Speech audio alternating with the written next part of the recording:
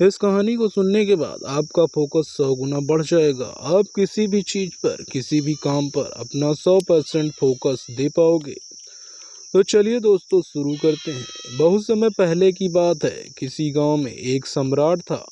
उस सम्राट के पास सब कुछ था। बेशुमार दौलत थी, अच्छी प्रजा थी जो उसका ख्याल रखती थी, उसके आदेशों का पालन किया करती थी, और वह भी अपनी प्रजा का खूब ध्यान रखता था। उन्हें कभी किसी चीज की कोई कमी महसूस नहीं होने देता था।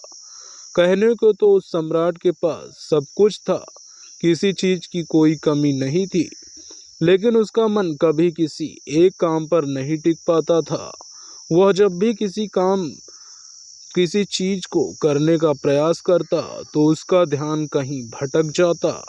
इस चीज को लेकर वह बहुत चिंतित रहता था। कई बार वह अपने बगल के राज्य के राजाओं से भी मिला था, और सभी ने उसे अलग अलग राय दी थी। सभी ने उसे अलग अलग तरीके बताए थे। जो भी तरीके उस सम्राट ने सुने थे, उन तरीकों को अपने जीवन में उतारा, लेकिन उन उपायों से उसे कोई लाभ न मिला, जिसके कारण वह हमेशा चिंतित रहता, परेशान रहता। कई बार तो रातों को उसे नींद भी नहीं आती, और वह केवल करवटें बदलता रहता। एक दिन सम्राट के कानों तक एक बात पहुंची कि उसके राज्य में एक ऐसा असाधारण व्यक्ति है जिसके शब्द अनमोल हैं, जिससे एक एक शब्द में जीवन का रहस्य छुपा है, जीवन का सत्य छुपा है। और उस व्यक्ति से मिलने के लिए लोग दूर दूर से आते हैं, क्योंकि हर व्यक्ति की समस्या का समाधान वह बहुत ही सरलता और आसानी से करता है। यह बात सुनकर सम्राट बहुत प्रसन्न हुआ। उसे लगा कि अब उसके सवालों का जवाब उसे मिल जाएगा। इतनी तारीफ सुनकर सम्राट ने तय किया कि वह तुरंत ही जाकर उस व्यक्ति से मिलेंगे, और उन्हें यह भी पता चल जाएगा कि जो लोग उसकी इतनी तारीफ कर रहे हैं, क्या वह सच है या नहीं। अगले दिन सुबह सुबह वह सम्राट उस व्यक्ति से मिलने के लिए निकल गया। दोस्तों, यदि आपने अभी तक हमारे चैनल बुद्धा को सब्सक्राइब नहीं किया तो सब्सक्राइब कर लीजिए, क्योंकि मैं हर वीडियोस में, हर कहानी में आपको बताता हूँ कि आपके एक सब्सक्राइब से हमें मोटिवेशन मिलता है। तो चलिए कहानी को बाकायदा उसी तरह शुरू करते हैं। रास्ता बहुत ज़्यादा ही लंबा था, जिस कारण सम्राट ने बीच रास्ते में आराम किया। वहां पर उपस्थित हर कोई उस व्यक्ति के बारे में जानता था। जब सम्राट ने उनसे उस व्यक्ति के बारे में पूछा, तो लोग उस असाधारण व्यक्ति की खूब तारीफ कर रहे थे। तभी सम्राट ने सोचा, लगता है यह व्यक्ति बहुत बुद्धिमान है, बहुत ज्ञानी होगा और प्रभावशाली व्यक्ति होगा, अन्यथा हम कोई और उसकी इतनी तारीफ नहीं करता। जरूर ही उस व्यक्ति में किसी ऐसी बात अवश्य है जिसके कारण हर कोई उसे जानता है, उसकी तारीफ कर रहा है। उस व्यक्ति की तारीफ सुनकर सम्राट के मन में उस व्यक्ति से मिलने की उत्सुकता और अधिक हो गई। अब वह सम्राट जल्द से जल्द उस व्यक्ति से मिलना चाहता था, जिसके कारण वह आगे का सफर तय करना शुरू कर देता है। जैसे जैसे वह सम्राट उस व्यक्ति के आश्रम पहुंचा, वह आश्रम में उसे कोई नजर नहीं आया। आश्रम के पीछे एक छोटा सा बगीचा था। जब सम्राट वहां पहुंचा तो उसने देखा कि एक माली बगीचे में काम कर रहा था। उसका पूरा शरीर मिट्टी से लथपथ था, पैरों में कोई चप्पल नहीं थी। इसको देखकर सम्राट ने माली से कहा, सुनिए महोदय, इस आश्रम के मालिक कहाँ हैं? मैं उनसे मिलने आया हूँ। इस पर वह माली जवाब देते हुए कहता है, श्रीमान, आप अंदर बैठिए, मैं उन्हें बुलाता हूँ, वह जल्द ही आपसे मिलेंगे। माली की यह बात सुनकर सम्राट अंदर कुटिया में जाकर बैठ गया, और वह असाधारण व्यक्ति के आने का इंतजार करने लगा। कुछ देर प्रतीक्षा करने के बाद जब असाधारण व्यक्ति उस सम्राट के सामने पहुंचा, उसने देखा कि या तो वही व्यक्ति है जो बगीचे में काम कर रहा था।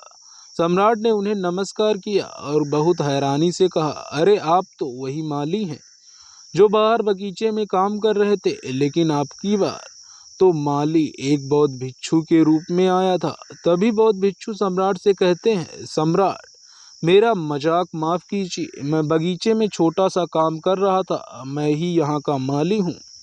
और मैं ही वह असाधारण व्यक्ति हूँ जिससे आप यहाँ इतनी दूर मिलने आए हैं।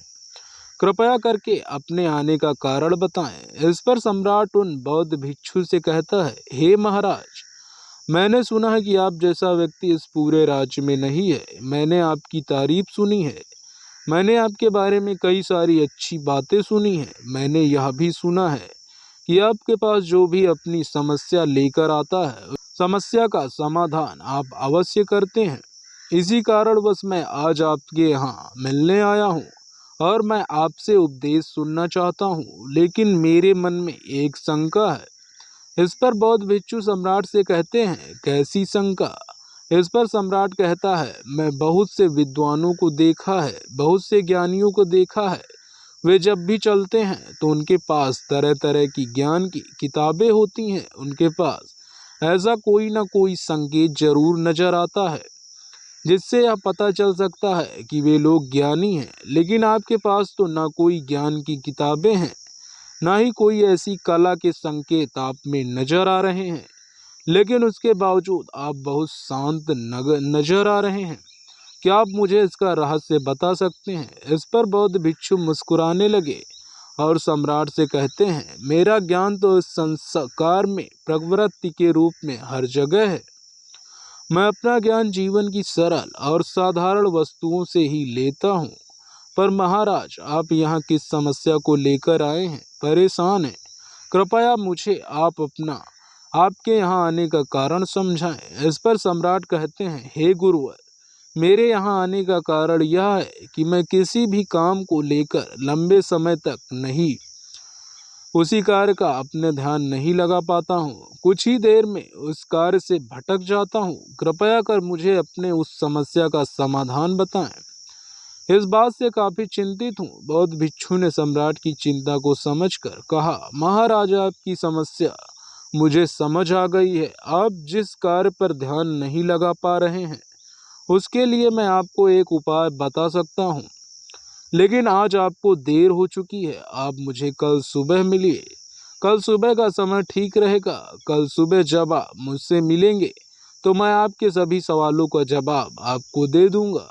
यह कहकर बौद्ध भिक्षु वापस अपने बगीचे में लौट गए और वह सम्राट भी वापस अपने महल लौट गया। लेकिन सम्राट को रात भर नींद नहीं आई। वह बस यही सोच में लगा था कि आखिर बौद्ध भिक्षु मुझे क्या बताने वाले हैं। वह तो मुझे एक साधारण से माली नजर आ रहे हैं, लेकिन जिस तरह से उनका मन शांत था, जिस तरह से वह शांत नजर आ रहे थे, यह बहुत आश्चर्य करने वाली बात है। रात भर सम्राट इन्हीं ख्यालों में खोया रहा। अगले दिन सुबह सूरज निकलने से ठीक पहले सम्राट उस आश्रम पर वापस पहुंचा। वहां पर बौद्ध भिक्षु पहले से ही उपस्थित थे।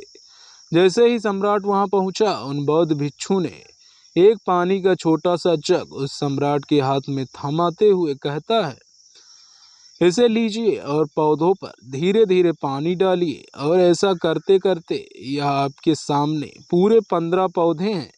इन सभी पर आपको इसी प्रकार पानी डालते चले जाना है। लेकिन जब आप इस क्रिया को कर रहे होंगे तो उस वक्त मेरी एक बात का अवश्य ध्यान रखिएगा कि आपको इस दौरान कुछ और नहीं करना है, न कुछ सोचना है और ना ही कहीं आपका ध्यान भटकना चाहिए।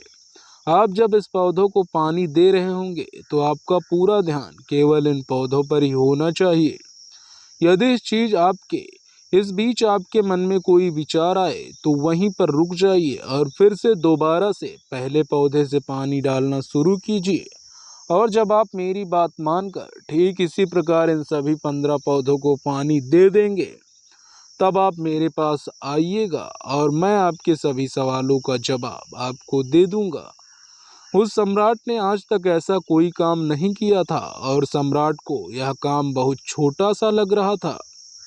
सम्राट पहली बार ऐसा कोई काम करने जा रहा था। उस पानी के जग से पहले पौधों पर बहुत ही ध्यानपूर्वक पानी दिया और फिर दूसरे पौधे की ओर आगे बढ़ा।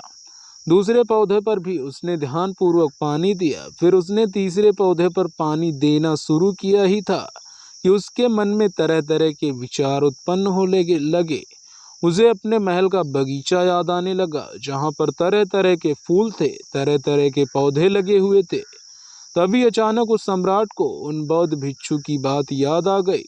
यदि मन में कोई भी विचार उत्पन्न हो, उसे फिर से पहले पौधे से पानी देना शुरू करना होगा। तुरंत ही पहले पौधे के पास वापस पहुंचा और उसने फिर से पहले पौधे को पानी दिया, दूसरे पौधे को पानी दिया। उसने फिर ध्यानपूर्वक पानी दिया। जैसे ही वह तीसरे पौधे पर पहुंचा, उसके मन में फिर से कई तरह के विचार उत्पन्न होने लगे। अब की बार यह सोच रहा था, पता नहीं मेरे बिना मेरे साम्राज्य में क्या हो रहा होगा। और अब की बार सम्राट को बहुत क्रोध आने लगा। उसने सोचा कि आखिर मैं यह छोटा सा कार्य क्यों नहीं कर पा रहा हूँ। वह तुरंत ही फिर से पहले पौधे के पास पहुंचा। उसने अब की बार बहुत ध्यानपूर्वक पहले पौधे को पानी दिया, दूसरे पौधे को भी ध्यानपूर्वक पानी दिया। ऐसा करते करते अब की बार सम्राट करीबन 5 पौधों से में पहुंच बहुत ही ध्यानपूर्वक पानी दे चुका था।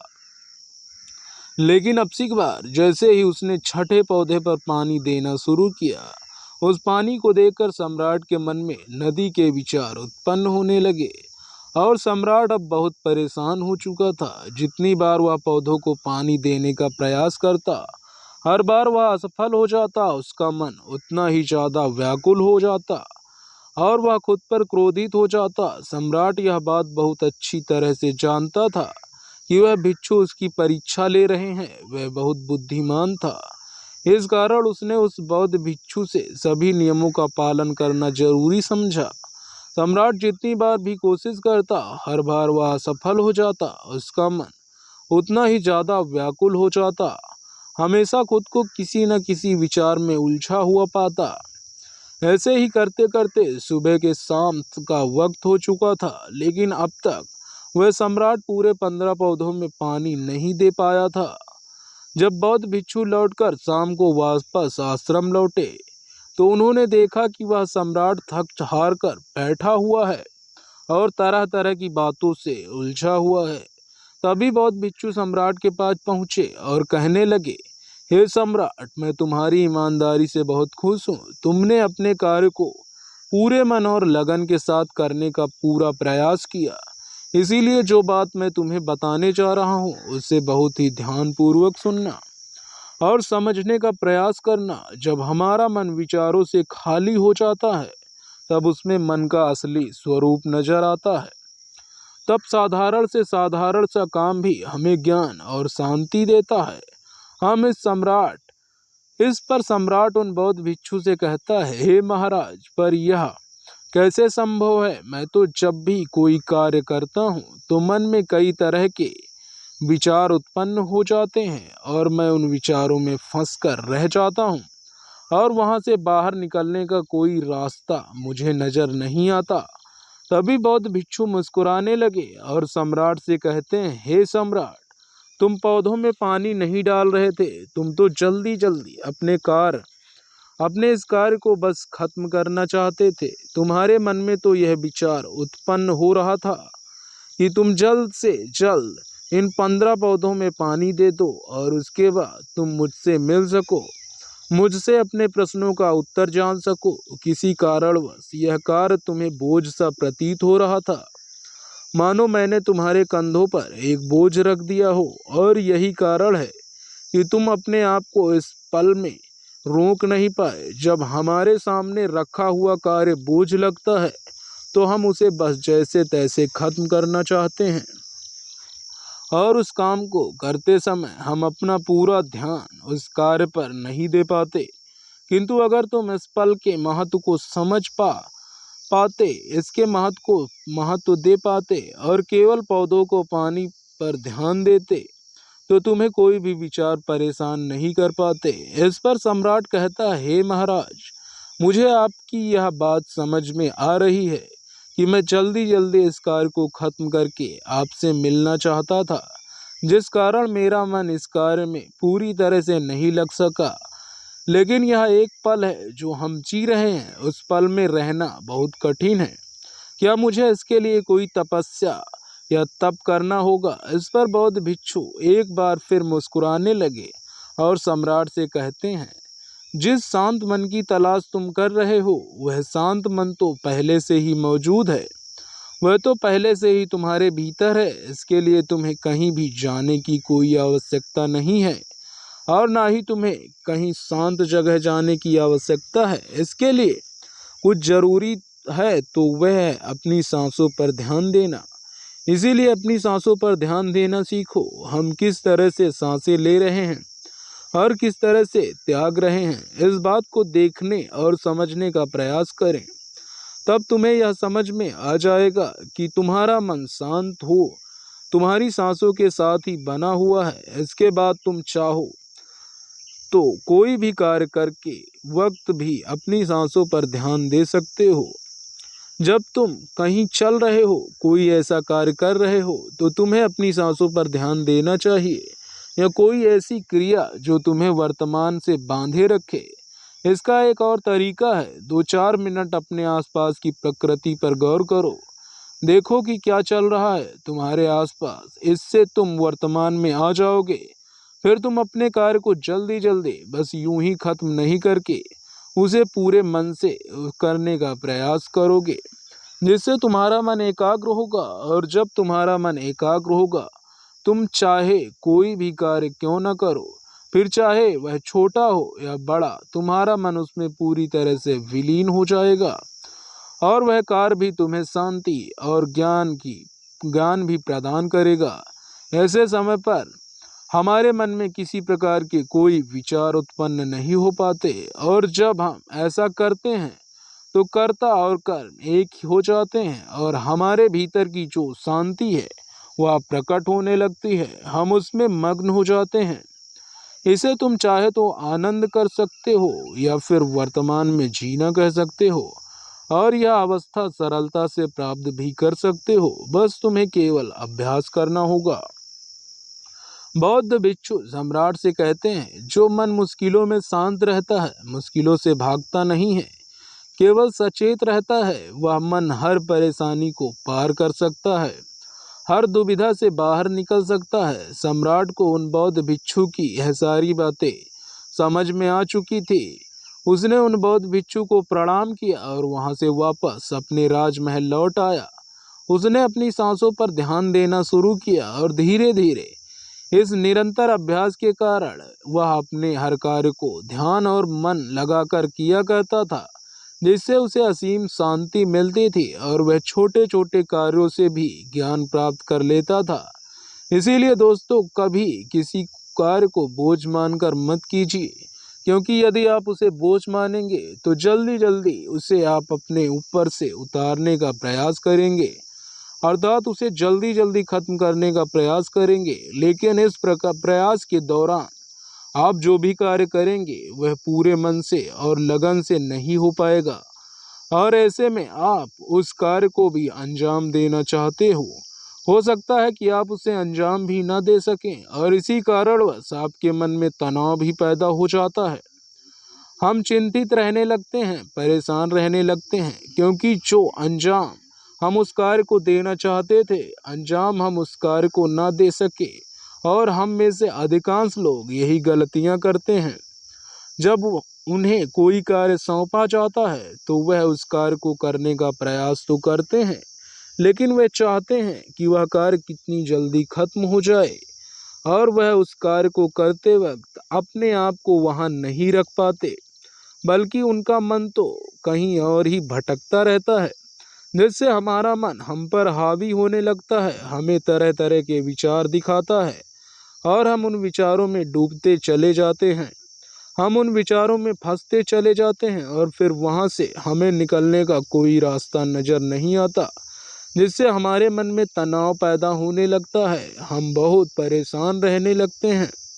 हम चाहकर भी किसी कार्य को नहीं कर पाते, और जो कार्य हमें वर्तमान की ओर ले जा सकता था, उस दरवाजे को हम खुद ही बंद कर देते हैं, क्योंकि वह कार्य हमें बोझ लगने लगता है। इसीलिए जब भी आप कोई कार्य शुरू करना चाहते हैं तो उससे पहले अपना पूरा ध्यान अपनी सांसों पर केंद्रित करें, और फिर आप चाहे तो अपने काम के दौरान भी अपनी सांसों पर ध्यान लगाए रख सकते हैं। और यही सांस का जो ध्यान है, यह आपके काम के इस ध्यान में परिवर्तित हो जाएगा और इस कार्य में जो भी कठिनाइयां उत्पन्न हो रही हैं उसे आप पल भर में सुलझा देंगे। फिर चाहे कैसी भी विपरीत परिस्थितियां आपके सामने क्यों न आ जाएं, आप उस कार्य को पूरे मन और लगन के साथ पूरा करके ही रहेंगे। दोस्तों, उम्मीद है कि आपने आज के इस वीडियो से, इस कहानी से जरूर कुछ न कुछ सीखा होगा। तो इस वीडियो को अपने दोस्तों, अपने परिवार के सदस्यों के साथ शेयर करना ना भूलें। हमें सपोर्ट करने के लिए हमारे चैनल को सब्सक्राइब कर लें। हमने कहानी के स्टार्टिंग में भी बताया था कि आपके एक सब्सक्राइब से हमें मोटिवेशन मिलता है, तो चैनल को सब्सक्राइब जरूर करें। तो चलिए मिलते हैं आगे की वीडियो में नई जानकारी, नए मैसेज के साथ। तब तक के लिए हमें इजाज़त दें। धन्यवाद।